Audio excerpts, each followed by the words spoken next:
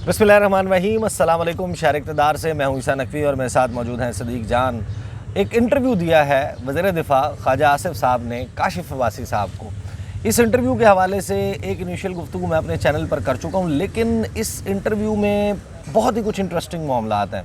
बहुत सारे जो राज जिनको आप कोट एंड कोट सीक्रेट्स कहते हैं ना, वो अब खुल गए हैं। बहुत सारी ऐसी गेमें जो चल रही थी जिनके हवाले से बयानिए मौजूद थे, लेकिन डिफरेंट किस्म के थे।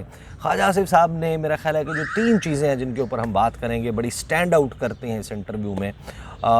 वो ख्वाजा आसिफ साहब ने ये बताया कि कोई 8-9 माह ही हुए थे अभी इमरान खान साहब की हुकूमत आए हुए। 2018 जुलाई में इलेक्शन हुआ था, अगस्त में असम्बली बनी, वो वज़ीर-ए-आज़म ओथ टेकिंग हुई, वज़ीर-ए-आज़म वो बन गए। 8-9 माह के बाद ही अप्रैल 2019 में पहला राब्ता रजीम चेंज के लिए न सिर्फ राब्ता ऑफ़र हो चुकी थी। और फिर उन्होंने यहाँ पर नहीं रुके, उन्होंने कहा कि 2019, 2020, 2021 3 ऑफ़र्स हुई और हमने ना कर दी, वी सेड नो। और फिर वो चौथी के हवाले से वो बताते हैं कि वो किस तरीके से हुई, और ख़ास तौर पर उन्होंने कहा कि एक का मैं गवाह हूँ 2019 वाले का, और बाकी 2 का मेरे साथी जो हैं वो गवाह हैं। एक ये बात है। फिर दूसरा मामला, सदीक जान साहब आपने भी इंटरव्यू जो है वो तफसील से देखा होगा, उन्होंने बातों बातों में ये भी बता दिया कि भाई जो गिरफ्तारियाँ हो रही थी, जो सारा मामला हो रहा था, वो तो इस्टेब्लिशमेंट कर रही थी। और तीसरा मामला ये कि किसी को रिलैक्स करना था, बाहर भिजवाना था, वो करना था, वो भी इस्टेब्लिशमेंट कर रही थी। नवाज शरीफ के हवाले से जो उन्होंने बात की कि नवाज शरीफ की जो जाना था वो भी इस्टेब्लिशमेंट। तो इसका मतलब ये है कि उन्होंने इवन यहाँ इस हद तक, सदीक जान साहब, कि इस वक्त एक सुप्रीम कोर्ट के sitting chief justice chief justice कह रहा हूँ कि जस्टिस अतर मिनल्ला साहब के ऊपर भी एक सवालिया निशान लगा दिया, क्योंकि इसमें से एक पोर्शन गुफ्तगू का वो मालिक साहब के प्रोग्राम में भी कर चुके थे, जिसमें उन्होंने कहा था कि अदलिया को भी मैनेज किया गया था। तो क्या मतलब वो जो कहा गया था कि एफिडेविट दे दें कि इनको कुछ नहीं होगा इनकी ज़िंदगी को, वो भी मैनेज हो रहा था। देखें, बात यह है कि जो आपने 3 बातें कही हैं ना, इससे ना इनका अपना बयानिया बर्बाद हो गया। और मैं कहता हूँ कि इन्होंने ना शरीफ ख़ानदान के बयानिए में ना बड़ा कील ठोंक दिया। देखें, ये पहले इनका बयानिया क्या था जब इमरान खान वज़ीर-ए-आज़म थे, कहते थे इमरान खान से तुम्हारी लड़ाई नहीं है। लड़ाई नहीं है, लड़ाई एस्टैब्लिशमेंट से, और वो उसको लाने वाला, और वो सिलेक्टेड है। अच्छा, सिलेक्टेड है, उससे लाने वालों से लड़ाई है। इमरान खान के साथ तुम्हारा चक्कर ही कोई नहीं है। फिर वो नवाज शरीफ, जनरल बाजवा, ये जनरल फैज़ तो मैं नहीं छोड़ूंगा, ये वो सारा कुछ। 2 चीज़ें हो गई। तीसरा देखिए इसमें हुआ क्या हुआ, ये कि जो ख्वाजा आसिफ साहब की बात से समझ आ रही है वो यही है कि इमरान खान को हटाने का तो फ़ैसला हो गया था, और फिर यहाँ पे इमरान खान के बयानिए की, इमरान खान के बड़े दावे का के हक़ में बड़ी एक गवाही है ख्वाजा आसिफ की कि इनके केसेस नहीं चलने दिए गए, इनको NRO दिया गया। ठीक है, क्योंकि इनके साथ बातचीत तो चल रही थी ना। ख्वाजा आसिफ ने खुद बता दिया कि 9 माह बाद हमें ऑफ़र हो गई थी कि आपको इक़्तिदार देते हैं। लेकिन मसला क्या हो रहा था? मसला ये हो रहा था कि मरीम नवाज़ साहिबा अड़ गई थी ज़िद में कि नहीं, हमने ना अपनी ताकत से आना है, हमने वोट को इज़्ज़त देनी है, हमने वोट की ताकत से आना है।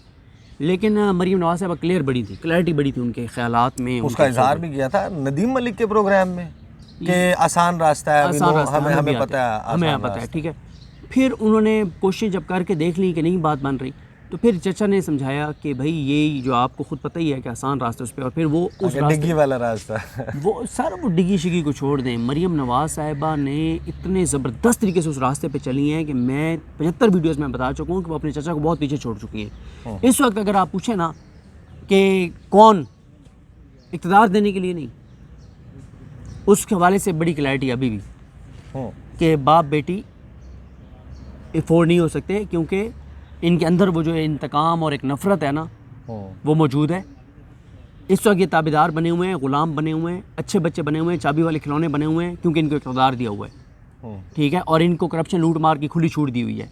मुल्क को खोखला करने की, मुल्क की बुनियादें हिलाने की, मुल्क को तबाह और बर्बाद करने की पूरी हमने इजाज़त दे रखी है। इनको हमने केसेस मैनेज करवाए हुए हैं। इनके केसेस, इनको पता है कि हमारे काम ख़राब हो जाएगा, इनको पता है कि हमने NRO लिया है, हमने पिछले केसेस भी ख़त्म करवाए हैं, आइंदा के लिए भी कानून साजी कर दिया, कोई पकड़ नहीं सकता, और अब भी खुला खाता है, इसलिए अच्छे बच्चे बने हुए हैं। लेकिन अंदर नफ़रत मौजूद है, किसी वक्त भी वो नफ़रत फिर हावी आ जाएगी और फिर ये वही काम बाप बेटी शुरू कर देंगे।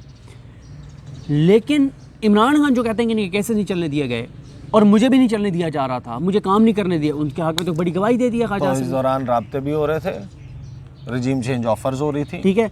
और फिर जब मरीम नवाज़ ने सरेंडर कर दिया अपने चचा के रास्ते पे वो चल पड़ी, उन्होंने फिर चचा को दिखाया भी है कि चचा ऐसा नहीं है कि मुझे ये रास्ते पे चलना नहीं आता था, उम्र में आप बड़े हैं और मेरे वालिद साहब से तजर्बा आपका ज़्यादा है, उनसे आप बड़े हैं उसमें, इस रास्ते में जो एक्सपीरियंस है। लेकिन उन्होंने कहा कि वो जैसे होता है ना कि कभी कभी उस्ताद जो है ना वो शागिर्द जो है उस्ताद को भी मात दे देते हैं, उस उस्ताद से आगे निकल जाते हैं। फिर भतीजी चचा से आगे निकल गई है और मरीम नवाज़ साहब उस रास्ते से जिस खूबसूरती से चली हैं। फिर एक और फ़ायदा जो हुआ है ना वो ये हुआ है कि मरीम नवाज़ साहबा जब इस रास्ते पे चली हैं ना, तो मरीम नवाज़ साहबा को जो व्हाट्सएप ग्रुप था सारा, कोई 40-45 लोग, वो सब भी इस रास्ते पे चल पड़े हैं। तो ये बड़ा वो होता है, जैसे होता नहीं है कि यार ये एक बंदा आ जाए ना तो इतने हज़ार वोट या इतने ख़ानदान जो है ना वो हमारे आपको लगता है कि सिटिंग डिफेंस मिनिस्टर यानी वज़ीर दिफा है बैठा हुआ, जिसका बराह रास्त महकमा है वो, और उनका इस्टेब्लिशमेंट के हवाले से ये 3-4 अटैम्प्ट्स और फिर अभी